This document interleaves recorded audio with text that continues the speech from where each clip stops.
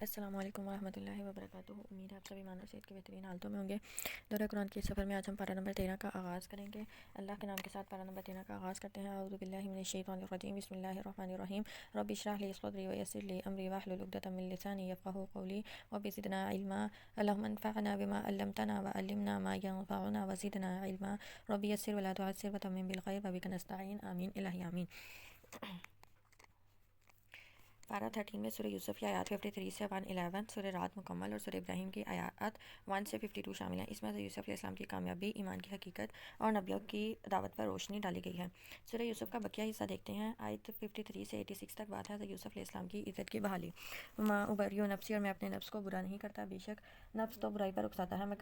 مگر جس پر میرا رب رحم کرے، بے شک میرا رب غفور اور رحیم ہے۔ اور بادشاہ نے کہا اسے میرے پاس لاؤ، میں اسے اپنی ذات کے لیے مخصوص کروں گا۔ پھر جب اس نے یوسف سے گفتگو کی تو کہا یقیناً آج تو ہمارے ہاں مرتبے والا امین ہے۔ یوسف علیہ السلام نے کہا مجھے زمین کے خزانوں یعنی پیداوار پر نگران مقرر کر دیجیے۔ یہاں پہ اس کا انتظام یوسف علیہ السلام نے اپنے ہاتھ میں لینے کی خواہش ظاہر کی تھی کہ مستقبل قریب میں یعنی جو خواب کی تعبیر سے جو قحط سالی کے ایام آنے والے ہیں ان سے نمٹنے کے لیے میں مناسب انتظامات کروں گا۔ اس لیے انہوں نے یہاں پہ جو ہے یہ اجازت چاہی تھی اور یہ خواہش ظاہر کی تھی، بے شک میں خوب نگہبانی کرنے والا، خوب جانے والا ہوں۔ اور اس طرح ہم نے یوسف کو زمین مصر میں اقتدار دیا، وہ اس میں جہاں چاہتا قیام کرتا، ہم اپنی رحمت سے جسے چاہے نوازتے ہیں اور ہم نیکیوں کا اجر ضائع نہیں کرتے۔ اور یقیناً آخرت کا اجر بہتر ہے ان کے لیے جو ایمان لائے اور انہوں نے تقویٰ اختیار کیا۔ یوسف کے بھائی غلہ لینے آئے اور اس کے پاس پہنچے تو انہیں پہچان لیا، وہ انہیں نہیں پہچانتے تھے۔ اور جب اس نے ان کا سامان تیار کروایا تو کہا میرے پاس اپنا چھوٹا بھائی لانا، کیا تم دیکھتے نہیں کہ میں پورا ماپ غلہ دیتا ہوں اور میں بہترین مہمان نواز ہوں؟ پھر اگر تم اسے میرے پاس نہ لائے تو تمہارے لیے میرے پاس کوئی غلہ نہیں اور نہ تم میرے قریب آنا۔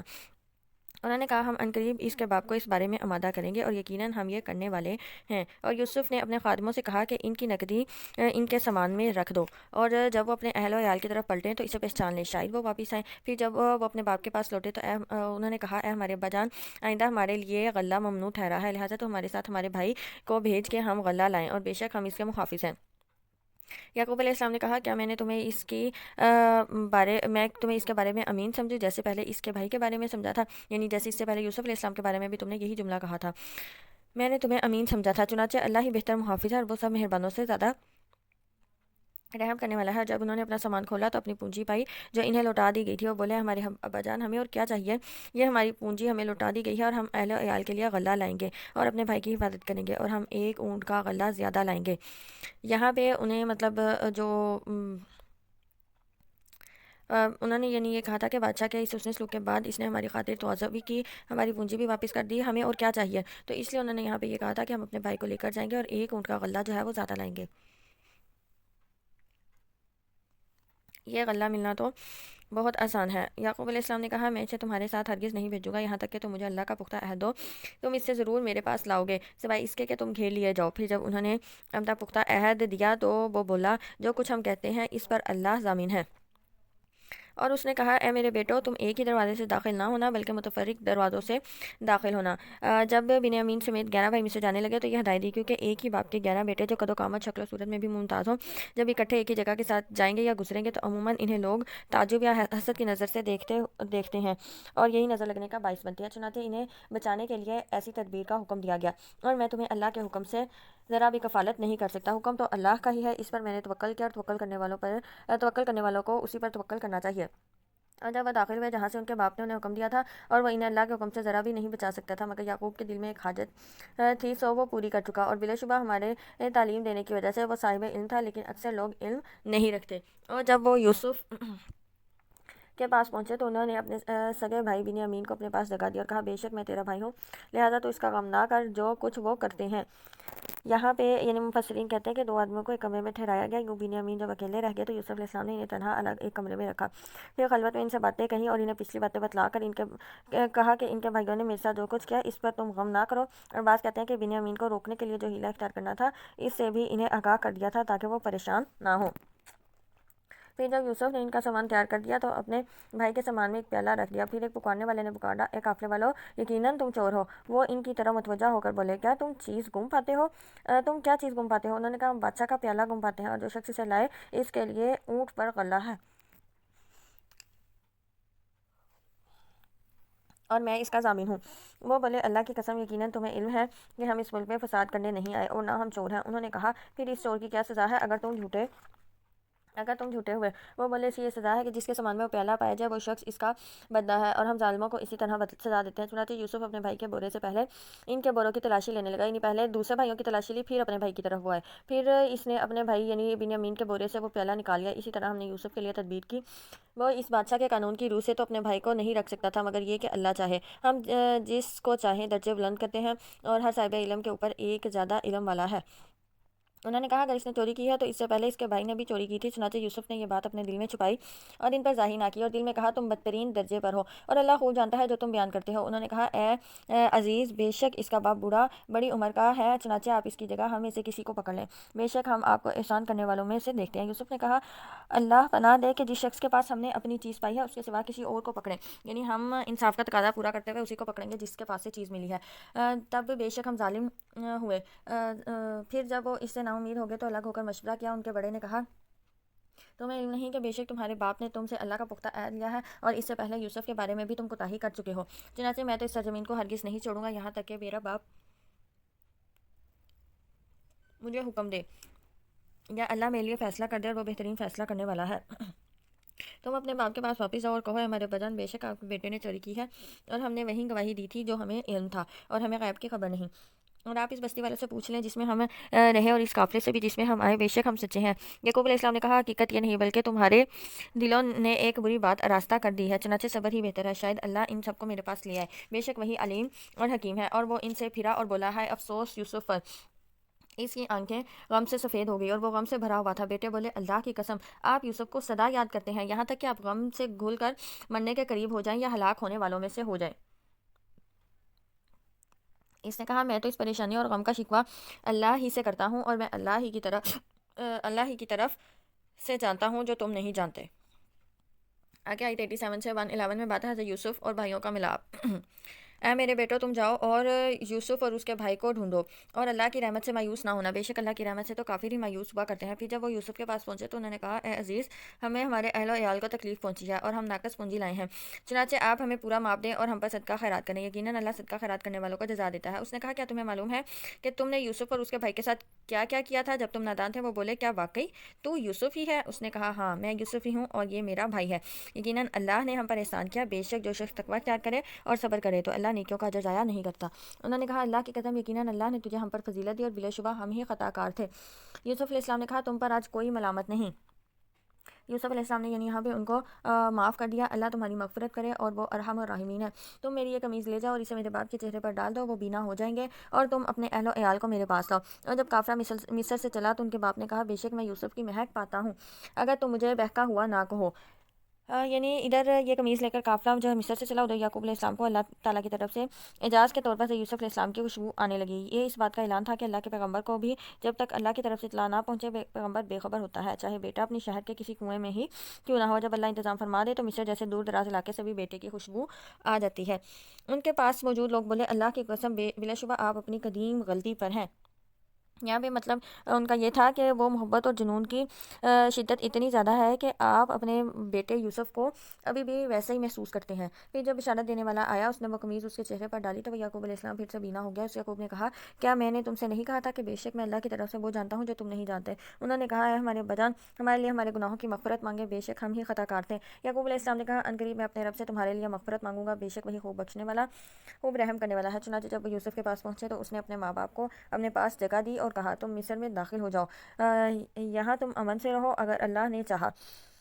اور اس نے اپنے ماں باپ کو تخت پر اونچا بٹھایا اور سب اس کے آگے سجدے میں گر گئے۔ اور یوسف نے کہا میرے ابا جان یہ میرے خواب کی تعبیر ہے اور میرے رب نے اسے سچا کر دیا، تحقیق اس نے مجھ پر احسان کیا جب اس نے مجھے قید سے نکالا اور تمہیں دیہات سے یہاں لے آیا۔ اس کے بعد شیطان نے برگلا کر میرے اور میرے بھائیوں کے درمیان پھوٹ ڈال دی تھی، بے شک میرا رب نہایت باریک بینی سے جو چاہے تدبیر کرتا ہے، بے شک وہی علیم و حکیم ہے۔ اے میرے رب تو نے مجھے کچھ حکومت دی ہے اور مجھے باتوں یعنی خوابوں کی تعبیر سکھائی ہے۔ اے آسمان اور زمین کے پیدا کرنے والے تو ہی دنیا اور آخرت میں میرا کارساز ہے، تو مجھے اسلام پر موت دے اور مجھے صالحین کے ساتھ ملا دے۔ ہمیں بھی یہی دعا کرنی چاہیے کہ اللہ تو ہمیں اسلام پر موت دے اور ہمیں صالحین کے ساتھ ملا دے، آمین۔ یہ غیب کے کچھ خبریں ہیں، ہم آپ کی طرح وہی کرتے ہیں۔ اور آپ ان برادران یوسف کے پاس نہیں تھے، یعنی جب یہ سارا واقعہ ہوا تو آپ صلی اللہ علیہ وسلم وہاں موجود نہیں تھے جب انہوں نے اپنی ایک بات پر اتفاق کیا تھا اور وہ مکر کر رہے تھے، اور اکثر لوگ اگرچہ آپ سے حرص کریں ایمان لانے والے نہیں، اور آپ اس تبلیغ پر ان مشرکین مکہ سے کوئی اجر نہیں مانگتے۔ یہ قرآن تو سارے عالم کے لیے نصیحت ہے، اور آسمانوں اور زمین میں کتنی ہی نشانیاں ہیں کہ وہ ان پر سے گزرتے ہیں اور ان سے بے دھیانی کرتے ہیں، اور ان کے اکثر اللہ پر اس طرح ایمان لاتے ہیں کہ وہ مشرک ہی ہوتے ہیں۔ کیا پھر وہ بے خوف ہو گئے ہیں کہ ان پر اللہ کے عذاب سے کوئی آفت آئے یا اچانک ان پر قیامت آ جائے اور انہیں خبر بھی نہ ہو؟ اے نبی کہہ دیجئے یہی میری راہ ہے، میں تمہیں اللہ کی طرف بلاتا ہوں، اور میں اور وہ لوگ جنہوں نے میری اتباع کی بصیرت پر ہیں، اور اللہ پاک ہے اور میں مشرکوں میں سے نہیں ہوں۔ اور آپ سے پہلے ہم نے مرد ہی رسول بنا کر بھیجے، ان کی طرف ہم وحی کرتے تھے، اور وہ بستیوں کے رہنے والوں میں سے تھے۔ کیا پھر وہ زمین میں نہیں چلے پھرے کہ وہ دیکھتے ان لوگوں کا انجام کیا ہوا جو ان سے پہلے تھے، اور پرہیزگاروں کے لیے آخرت کا گھر ہی بہتر ہے۔ کیا پھر تم سمجھتے نہیں، یہاں تک کہ جب رسول مایوس ہو گئے اور وہ لوگ گمان کرنے لگے کہ انہیں خلاف واقعہ خبر دی گئی ہے، تو ان انبیاء اور رسول کے پاس ہماری مدد آ پہنچی، پھر نجات ملی اسے جسے ہم نے چاہا، اور مجرم قوم سے ہمارا عذاب ٹالا نہیں جاتا۔ البتہ یقیناً ان کے قصوں میں عقل مندوں کے لیے عبرت ہے۔ یہ قرآن گھڑی ہوئی بات نہیں بلکہ اپنے سے پہلی کتابوں کی تصدیق اور ہر چیز کی تفصیل ہے، اور ایمان لانے والوں کے لیے ہدایت اور رحمت ہے۔ یہاں ہماری سورہ یوسف جو ہے وہ مکمل ہوئی۔ آگے سورہ رات کا آغاز کرتے ہیں۔ سورہ رات قرآن کریم کی 13ویں سورت ہے۔ سورہ رات مدنی سورت ہے جس میں 43 آیات ہیں۔ یہ توحید، نبوت اور قیامت پر زور دیتی ہے، اللہ کی قدرت کے مظاہر جیسے بادل، بارش اور بجلی کو نشانیاں قرار دیتی ہے۔ سورت میں بتایا گیا ہے کہ دلوں کو سکون صرف اللہ کے ذکر سے ملتا ہے، اور ہر شخص کو قیامت کے دن اس کے اعمال کا بدلہ دے دیا جائے گا۔ سورہ رعد آیت 1 سے 18 میں بات ہے قرآن اور حق کی سچائی۔ بسم اللہ الرحمن الرحیم، شروع اللہ کے نام سے جو بڑا مہربان نہایت رحم کرنے والا ہے۔ الف لام میم را۔ اے نبی یہ کتاب کی آیات ہیں جو آپ کے رب کی جانب سے آپ کی طرف نازل کیا گیا ہے، وہی حق ہے اور اکثر لوگ ایمان نہیں لاتے۔ اللہ وہ ذات ہے جس نے ستونوں کے بغیر آسمان بلند کیے، تم انہیں دیکھتے ہو۔ یعنی ہم کوئی چھت کھڑی کرتے ہیں تو ہمیں اس کو وہ ستون کے ذریعے سے سپورٹ دینی ہوتی ہے، لیکن اگر ہم آسمان کی چھت کو دیکھیں تو آسمان کی چھت میں ایسا کوئی بھی سپورٹ دینے کی ضرورت نہیں ہے، اور یہ اللہ کی قدرت کی بہت بڑی نشانی ہے۔ پھر وہ عرش پر مستوی ہوا اور سورج اور چاند کو کام پر لگایا، اور ہر ایک مقررہ مدت کے لیے چل رہا ہے۔ وہ کام کی تدبیر کرتا ہے، اپنی نشانیاں تفصیل سے بیان کرتا ہے تاکہ تم اپنے رب سے ملاقات پر یقین کر لو۔ اور وہی ہے جس نے زمین پھیلائی اور اس میں پہاڑ اور نہریں بنائی، اور اس میں ہر قسم کے پھلوں کے 2 جوڑے بنائے۔ وہ دن کو رات سے ڈھانپتا ہے، بے شک اس میں ان لوگوں کے لیے یقیناً نشانیاں ہیں جو غور و فکر کرتے ہیں۔ اور زمین میں باہم ملے ہوئے کتات ہیں، اور انگوروں کے باغ اور کھیتیاں، کھجور کے درخت ہیں، ایک جڑے سے کئی تنوں والے، ایک تنے والے، جو ایک ہی پانی سے سیراب کیے جاتے ہیں۔ اور ہم ان کے بعض کو بعض پر پھل میں فضیلت دیتے ہیں، یعنی بعض جو ہیں وہ زیادہ میٹھے ہوتے ہیں، بعض جو ہیں وہ کم میٹھے ہوتے ہیں۔ بے شک اس میں ان لوگوں کے لیے البتہ نشانیاں ہیں جو سمجھتے ہیں۔ اور اگر آپ تعجب کریں تو ان کا یہ کہنا عجیب تر ہے کہ کیا جب ہم مٹی ہو جائیں گے اور کیا ہم البتہ نئی پیدائش ہوں گے؟ یہی لوگ ہیں جنہوں نے اپنے رب کے ساتھ کفر کیا، اور یہی ہیں کہ ان کی گردنوں میں توق ہوں گے، اور یہی دوزخ والے ہیں، وہ اس میں ہمیشہ رہیں گے۔ اور وہ آپ سے بھلائی یعنی رحمت سے پہلے برائی یعنی عذاب میں جلدی چاہتے ہیں، حالانکہ ان سے پہلے عذاب کی مثالیں گزر چکی، اور بے شک آپ کا رب لوگوں کے ظلم کے باوجود البتہ انہیں بخشنے والا ہے، اور یقیناً آپ کا رب البتہ سخت سزا دینے والا ہے۔ اور کافی لوگ کہتے ہیں کہ اس پر اس کے رب کی طرف سے کوئی نشانی کیوں نہ اتاری گئی؟ اے نبی آپ تو صرف ڈرانے والے ہیں، اور ہر قوم کے لیے ایک ہادی ہوتا ہے۔ اللہ جانتا ہے کہ ہر مادہ جو کچھ پیٹ میں اٹھائے پھرتی ہے، اور جو کچھ رحم کم کرتے ہیں اور جو کچھ زیادہ کرتے ہیں، اور ان کے ہاں ہر چیز کی مقدار مقرر ہے۔ وہ غیب اور ظاہر کا جاننے والا بہت بڑا نہایت بلند ہے۔ اللہ کے نزدیک مساوی ہے تم میں سے جو کوئی آہستہ بات کرے یا بلند آواز سے کہے، اور جو رات کی تاریکیوں میں چھپنے والا ہو یا دن کی روشنی میں چلنے والا ہو۔ اس انسان کے لیے اس کے آگے سے اور اس کے پیچھے سے باری باری آنے والے فرشتے ہیں، وہ اللہ کے حکم سے اس کی حفاظت کرتے ہیں۔ یعنی اللہ نے انسان کی یہ حفاظت کا ذمہ دیکھیں کتنی بخوبی سر انجام دیا ہے کہ انسان کے آگے پیچھے دائیں اور بائیں سے فرشتے اس کی حفاظت کرتے ہیں۔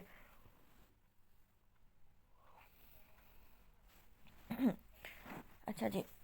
تو یہ فرشتے حفاظت کرتے ہیں۔ بے شک اللہ نہیں بدلتا جو کسی قوم میں سے حتیٰ کہ وہ اسے بدلے جو ان کے نفسوں میں ہے۔ یہ وہی بات کہ اگر ہم چاہتے ہیں کہ ہماری حکومت اچھی ہو، ہمارا ملک اچھا ہو، ہماری ریاست اچھی ہو، تو اس کے لیے ضروری ہے کہ ہر انسان اپنے نفس کی اصلاح کرے۔ اور جب اللہ کسی قوم کے ساتھ برائی یعنی عذاب کا ارادہ کرتا ہے تو اس کے لیے کوئی واپسی نہیں، اور ان کے لیے اس کے سوا کوئی کارساز نہیں۔ وہی ہے جو تمہیں ڈرانے اور امید لانے کے لیے بجلی دکھاتا ہے اور بھاری بادل پیدا کرتا ہے، اور بادل کی گرج اس کی حمد کے ساتھ تسبیح پڑھتی ہے، اور فرشتے بھی اس کے خوف سے تسبیح پڑھتے ہیں۔ اور وہی کڑکتی بجلیاں بھیجتا ہے، پھر انہیں جن پر چاہے گراتا ہے، جبکہ وہ اللہ کے بارے میں جگہ رہے ہوتے ہیں، اور وہ شدید قوت والا ہے۔ اسی کو پکارنا برحق ہے، اور جو لوگ اس کے سوا دوسروں کو پکارتے ہیں وہ انہیں کسی بات کا جواب نہیں دیتے، مگر جیسے کوئی شخص اپنے دونوں ہاتھ پانی کی طرف پھیلائے تاکہ پانی اس کے منہ میں آ پہنچے، جبکہ وہ اس کے منہ تک پہنچنے والا نہیں۔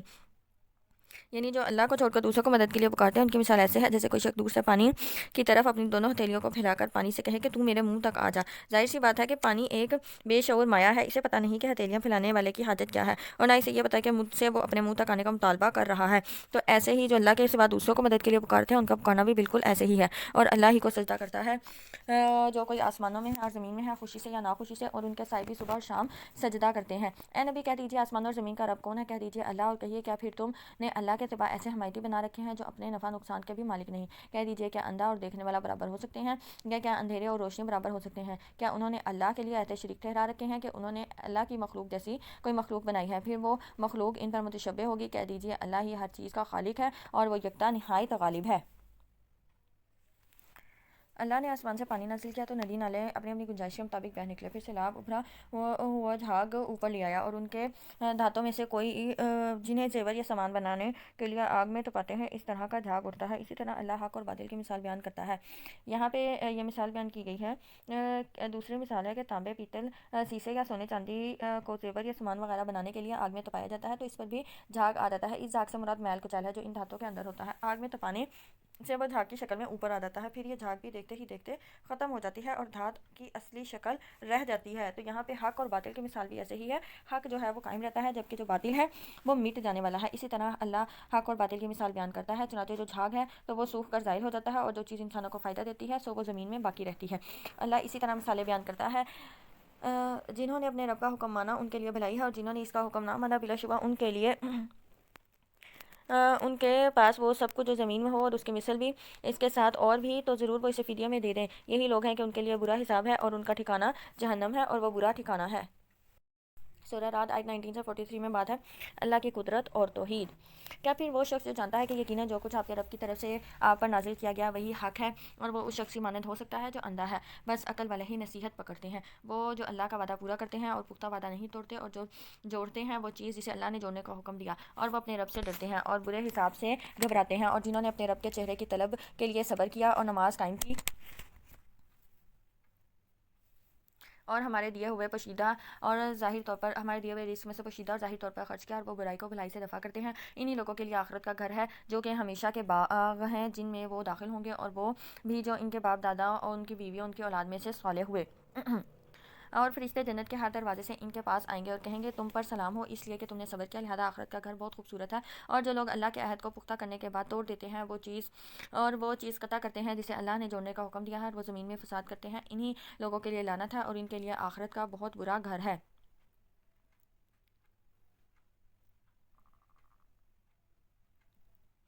اللہ جسے چاہے کھلا رزق دیتا ہے اور جسے چاہے تنگ کر دیتا ہے۔ رزق سے مراد صرف مال و دولت نہیں بلکہ انسان کی صلاحیتیں، علم اور حکمت بھی مراد ہے، اور وہ کافی دنیا کی زندگی پر اتراتے ہیں، حالانکہ دنیا کی زندگی آخرت کے نسبت حقیر چیز ہے، اور کافر کہتے ہیں کہ اس کے رب کی طرف سے اس پر کوئی بڑی نشانی کیوں نازل نہیں کی گئی۔ کہہ دیجیے بے شک اللہ جسے چاہے گمراہ کرتا ہے اور اس شخص کو اپنی طرف ہدایت دیتا ہے جو رجوع کرتے ہیں، اور جو لوگ ایمان لائے اور ان کے دل اللہ کے ذکر سے اطمینان پاتے ہیں۔ آگاہ رہو، اللہ کے ذکر سے ہی دل اطمینان پاتے ہیں۔ جو لوگ ایمان لائے اور نیک عمل کیے ان کے لیے خوشحالی اور اچھا ٹھکانہ ہے، جیسے پہلے رسول تھے اسی طرح ہم نے آپ کو ایسی امت میں رسول بنا کر بھیجا ہے جس سے پہلے کئی امتیں گزر چکی ہیں، تاکہ آپ انہیں وہ پڑھ کر سنائیں جو ہم نے آپ کی طرف وحی کی، اور وہ رحمان کا انکار کرتے ہیں۔ کہہ دیجیے وہی میرا رب ہے، اس کے سوا کوئی معبود برحق نہیں۔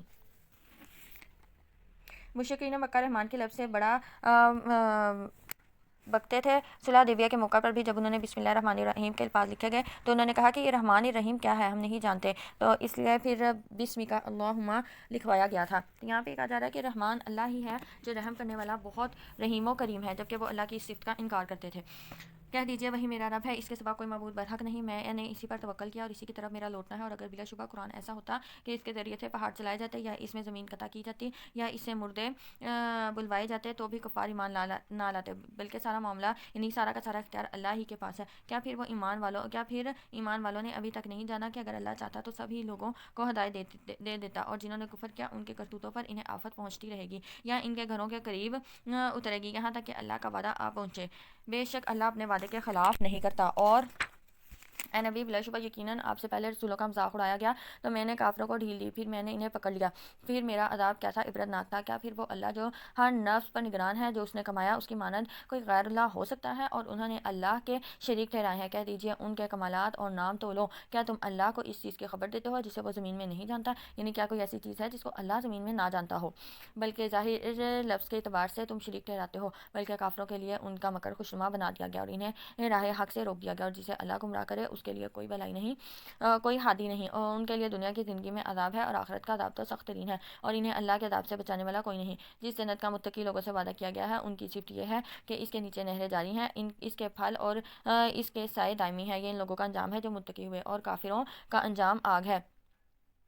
اور جنہیں ہم نے کتاب دی وہ اس قرآن سے خوش ہوتے ہیں جو آپ کی طرف سے نازل کیا گیا ہے، اور کچھ گروہ ہیں جو اس سے بعض احکام کا انکار کرتے ہیں۔ کہہ دیجیے مجھے تو صرف یہ حکم دیا گیا ہے کہ میں اللہ کی عبادت کروں اور اس کے ساتھ شریک نہ کروں، اسی طرح میں دعوت دیتا ہوں اور اسی کی طرف واپسی ہے، اور اسی طرح ہم نے اس قرآن کو عربی زبان میں حکم بنا کر نازل کیا، اور اگر واقعی آپ کے بعد بھی ان کی خواہشات کے پیچھے چلے اس کے بعد بھی ان کی خواہشات کے پیچھے چلے کہ آپ کے پاس علم آ چکا تو آپ کے لیے اللہ کے مقابلے میں کوئی حمایتی ہوگا، نہ کوئی بچانے والا ہوگا۔ تو یہ دیکھیں یہاں پہ یہ نبی کو کہا جا رہا ہے کہ اگر مشرکین کی باتوں یا ان کی خواہشات کی پیروی کی تو پھر آپ کو بھی اللہ سے بچانے والا کوئی نہیں۔ تو یہ ہمارے لیے بھی حکم ہے، پوری امت مسلمہ کے لیے، کہ ہمارا کام صرف لوگوں کو ہدایت دینا ہے، ہدایت کے راستے کی طرف بلانا ہے، جبکہ ہم نہ تو کسی کو ہدایت دے سکتے ہیں اور نہ ہی ان کی خواہشات کے مطابق اپنے دین کو بدل سکتے ہیں۔ تو ان سب چیزوں سے منع کیا گیا ہے، اور بے شک ہم نے آپ سے پہلے کئی رسول بھیجے اور ہم نے انہیں بیوی بچوں والے بنایا، اور کسی رسول کا یہ اختیار نہ تھا کہ وہ نشانی یعنی معجزہ لائے مگر اللہ کے اذن سے۔ یعنی جتنے بھی معجزات آج تک نبیوں کے پاس آئے وہ اللہ کی طرف سے ہیں، وہ خود سے کوئی معجزہ نہیں لا سکتے۔ ہر مقررہ وقت کے لیے ایک کتاب میں لکھا ہوا وقت ہے، اللہ جسے چاہتا ہے مٹاتا ہے اور جسے چاہتا ہے ثابت کرتا ہے، اور اسی کے پاس اصل کتاب ہے۔ نبی اگر ہم واقعی آپ کو اس عذاب کا کچھ حصہ دکھا دیں جس کا ہم ان سے وعدہ کرتے ہیں، یا آپ کو وفا دے دیں، تو آپ کے ذمے تو صرف پہنچا دینا ہی ہے اور ہمارے ذمے حساب لینا۔ کیا انہوں نے نہیں دیکھا کہ بلا شبہ ہم کفر کی زمین کو اس حال میں آتے ہیں کہ اسے اس کے اعتراف سے گھٹاتے جاتے ہیں؟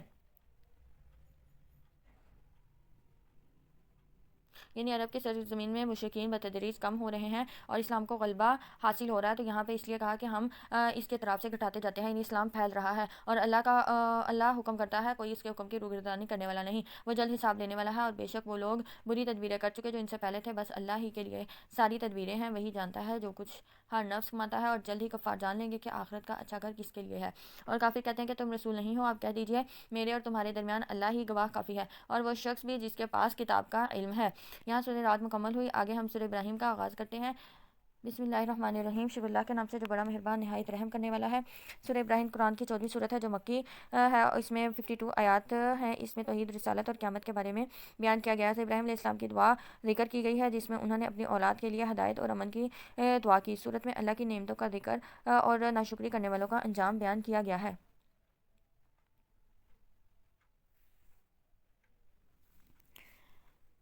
سورۃ ابراہیم آیت 1 سے 20 میں بات ہے اللہ کی نعمتوں کی پہچان۔ بسم اللہ الرحمن الرحیم، شروع اللہ کے نام سے جو بڑا مہربان نہایت رحم کرنے والا ہے۔ الف لام را، اے نبی یہ عظیم شان کتاب ہم نے اسے آپ کی طرف نازل کیا ہے تاکہ آپ لوگوں کو غلطیوں سے اندھیروں سے نور کی طرف نکالا اور ان کے رب کے اذن سے غالب اور لائق تعریف کرنے کے راستے کی طرف سے، یعنی اللہ کی طرف جس کا وہ سب کچھ ہے جو آسمانوں میں اور زمین میں ہے، اور کافروں کے لیے شدید عذاب سے تباہی ہے جو آخرت پر دنیاوی زندگی کو محبوب رکھتے ہیں اور اللہ کے راستے سے روکتے ہیں اور اس میں ٹیڑھا پن ڈھونڈتے ہیں، وہی دور کی گمراہی میں ہے۔ اور ہم نے ہر رسول اس کی قوم کی زبان بولنے والا بھیجا تاکہ ان کے لیے کھول کر بیان کرے، پھر اللہ جسے چاہے گمراہ کرتا ہے اور جسے چاہے ہدایت دیتا ہے، اور وہ زبردست خوب حکمت والا ہے۔ اور بلا شک ہم نے موسیٰ کو اپنی نشانیوں کے ساتھ بھیجا کہ وہ اپنی قوم کو ظلمتوں سے نور کی طرف نکال لائے، اور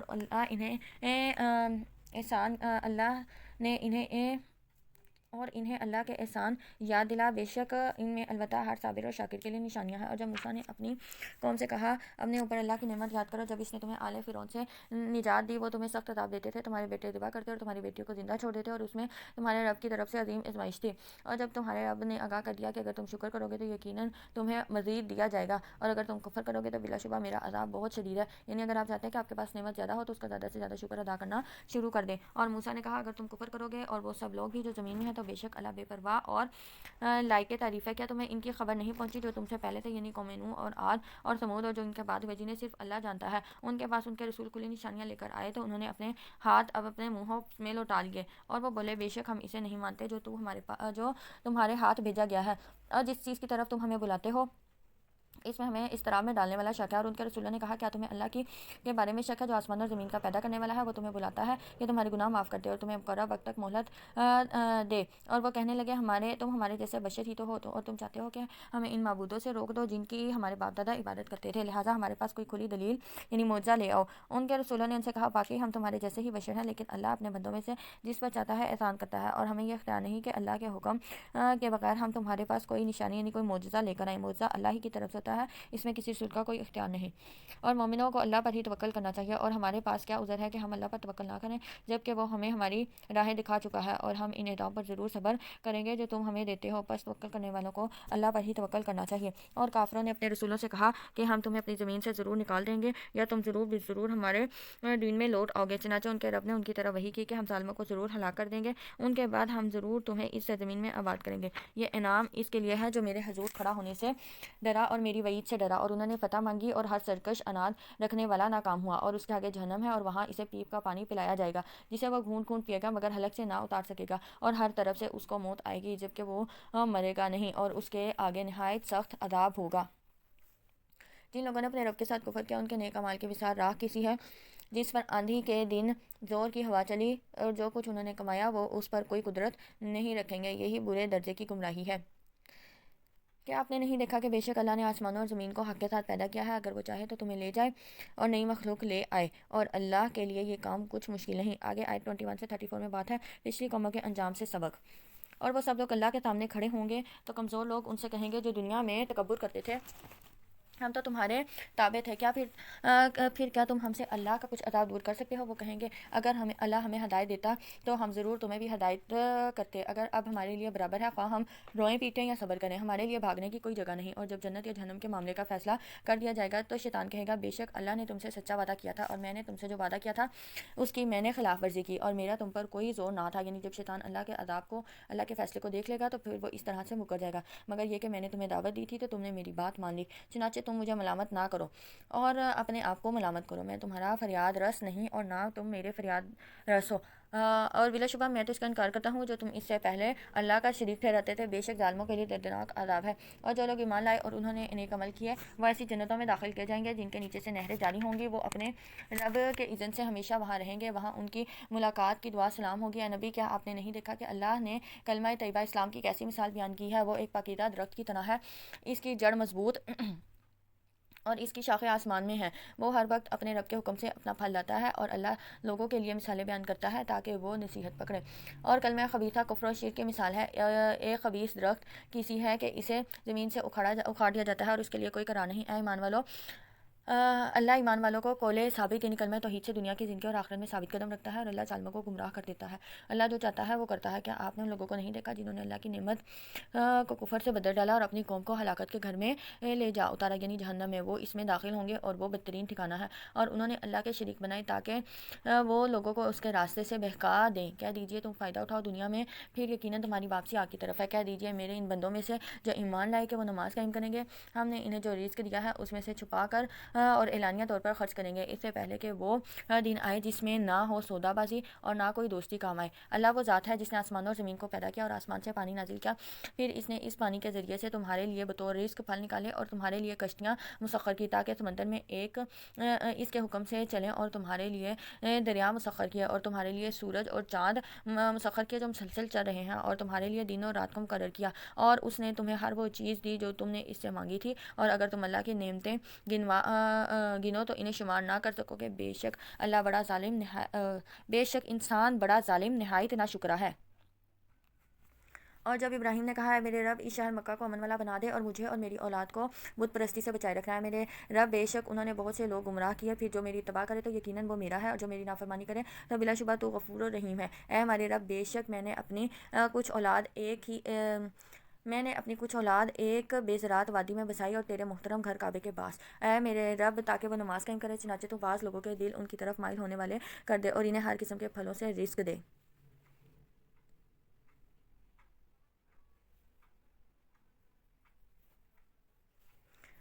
یہاں پہ من ذریت یعنی بعض اولاد سے مراد اسماعیل علیہ السلام ہے، اور کہا جاتا ہے کہ ابراہیم علیہ السلام کے 8 سلبی بیٹے تھے، جن میں سے صرف اسماعیل علیہ السلام کو یہاں بسایا، اور تاکہ وہ تیرا شکر کریں ہمارے رب، بے شک تو سب جانتا ہے جو کچھ ہم چھپاتے ہیں اور جو ظاہر کرتے ہیں، اور زمین میں اور آسمان میں کوئی چیز اللہ سے مخفی نہیں ہے، تمام تعریفیں اللہ ہی کے لیے ہیں جس نے مجھے بڑھاپے میں اسماعیل اور اسحاق عطا فرمائے، بے شک میرا رب دعا خوب سننے والا ہے، اور اے میرے رب مجھے اور میری اولاد کو بھی نماز قائم کرنے والا بنا دے، اے ہمارے رب تو ہماری دعا قبول فرما، اے ہمارے رب جس دن حساب قائم ہوگا اس دن مجھے، میرے والدین کو اور تمام مومنوں کو معاف فرما، اور اے نبی آپ مت خیال کریں کہ اللہ ان کاموں سے غافل ہے جو ظالم کرتے ہیں، وہ تو انہیں صرف اس دن تک مہلت دیتا ہے جس دن میں آنکھیں پھٹی کی پھٹی رہ جائیں گی اور وہ اپنے سر اٹھائے محشر کی طرف دوڑ رہے ہوں گے، ان کی نگاہ اپنی طرف سے بھی نہ پھر سکے گی اور ان کے دل خالی ہوں گے، اے نبی لوگوں کو اس دن سے ڈرائیں جب انہیں عذاب آ لے گا، تو ظالم کہیں گے اے ہمارے رب ہمیں تھوڑی مدت مہلت دے تاکہ ہم تیری دعوت قبول کریں اور رسولوں کی اتباع کریں، ان سے کہا جائے گا کیا تم اس سے پہلے قسمیں نہیں کھاتے تھے کہ تمہارے لیے کوئی زوال نہیں اور تم ان لوگوں کے رہنے کی جگہوں میں آباد تھے جنہوں نے اپنے رب پر ظلم کیا تھا، اور واضح ہو چکا کہ تم نے ان سے کیا سلوک کیا تھا، اور ہم نے تمہارے لیے مثالیں بیان کی تھی اور یقیناً وہ اپنی چالیں چل چکے، اب ان کی سب چالیں اللہ کے پاس ہیں اور ان کی چالیں ایسے نہ تھی کہ اس کی وجہ سے پہاڑ ٹل جاتے، چنانچہ آپ ہرگز خیال نہ کریں کہ اللہ اپنے رسولوں سے وعدہ خلافی کرے گا، بے شک اللہ غالب ہے، انتقام لینے والا ہے، جس دن یہ زمین دوسری زمین سے بدل دی جائے گی اور آسمان بھی اور لوگ اللہ واحد القہار کے سامنے پیش ہوں گے، اور اس دن آپ تمام مجرم زنجیروں میں جکڑے ہوئے دیکھیں گے، ان کے کرتے کندھک کے ہوں گے اور آگ ان کے چہروں کو ڈھانپتی ہوگی، استغفر اللہ، تاکہ اللہ ہر نفس کو اس عمل کی جزا دے جو اس نے کمایا، بے شک اللہ بہت جلد حساب لینے والا ہے۔ یہ قرآن لوگوں کے لیے ایک پیغام ہے تاکہ اس کے ذریعے سے انہیں ڈرایا جائے اور تاکہ انہیں معلوم ہو جائے کہ بے شک وہی اللہ معبود واحد ہے، اور تاکہ عقل مند نصیحت حاصل کریں۔ الحمدللہ یہاں ہمارا پارہ نمبر 13 جو ہے وہ مکمل ہوا۔ سورہ ہجر کا آغاز کل پارہ نمبر 14 کے ساتھ ہی ہم کریں گے۔ پارہ نمبر 13 میں جو اہم نکات ہے، صبر و استقامت کامیابی کی کنجی ہے، اللہ کی یاد سے دلوں کو سکون ملتا ہے، ناشکری کرنے والے کے لیے سخت عذاب کی وعید ہے، نبیوں کی دعائیں اور قربانیاں ایمان والوں کے لیے مشعل راہ ہیں۔ اپنا بہت سارا خیال رکھیے گا، انشاءاللہ پھر ملاقات ہوگی۔ السلام علیکم ورحمۃ اللہ وبرکاتہ۔